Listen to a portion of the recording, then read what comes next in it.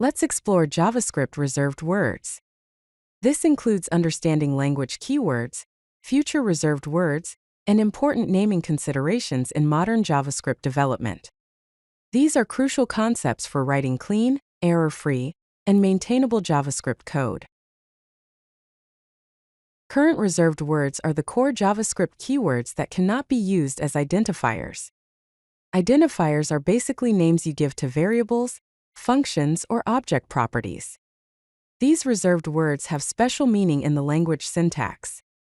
They form the foundation of JavaScript's syntax and control structures. Here are some examples of common reserved words such as if, else, for, while, do, switch, case, break, return, try, catch, throw, const, let, var, class, extends, new, this, super, and void. These keywords are fundamental for writing JavaScript code. Let's look at some more current reserved words, categorized by their usage.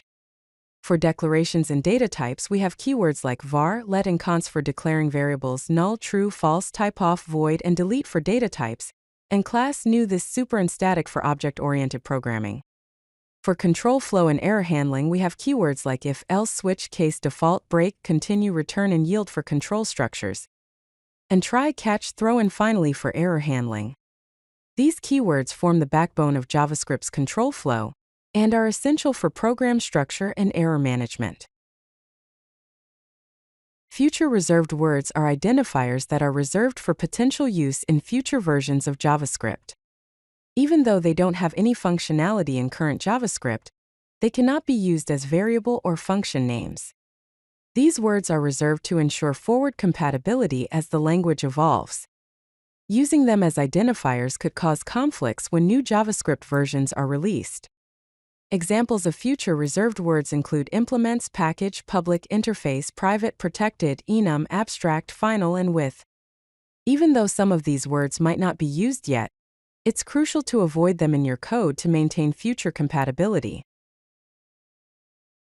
Let's look at how future reserved words can cause issues and how to avoid them. Using future reserved words as identifiers, such as interface, enum, and package, will cause errors in strict mode. This will also break your code in future JavaScript versions. To avoid this, choose descriptive alternative names that clearly convey the purpose while avoiding reserved words. For instance, instead of interface, use interface config. Instead of enum, use enum value, and instead of package, use package name. Using descriptive alternative names helps maintain code readability and prevents future conflicts. It's important to follow naming conventions while writing code. Use camelCase for variables and functions, such as first name and user age. Use PascalCase for classes and constructors, such as user profile. Use uppercase snakecase for constants, such as max_size and ap_. Start private properties with an underscore. Use descriptive and meaningful names for variables, functions, and other elements in the code. Following these conventions improves code readability and maintainability. Let's explore some common naming pitfalls to avoid. You should avoid using ambiguous names such as data, temp, or ARR that do not clearly describe their purpose. Avoid using single-letter variables like x or n, which are not descriptive. And avoid inconsistent casing styles, such as mixing camelCase with snake_case. These naming patterns can make code harder to understand and maintain. Instead, use descriptive names such as user data, sum total, number list, that clearly indicate the purpose of the variable. Use meaningful iterations like user count or key or user, instead of single-letter iterations.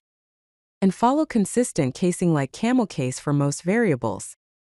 Clear and descriptive names make code self-documenting and easier to maintain. Here's a final checklist to follow when writing JavaScript code. Always use strict mode to catch reserved word violations early. Follow established naming conventions consistently across your codebase. Avoid both current and future reserved words in your identifiers. Use meaningful self-documenting names that clearly indicate purpose. Keep your code maintainable by following consistent naming patterns. For example, consider a class called UserManager which uses strict mode, follows camelCase for function names and descriptive variable names. Good naming is not just about following rules, it's about making your code clear, maintainable, and accessible to other developers. If you like this video, hit that like button and don't forget to subscribe. Visit codelucky.com for more such useful content.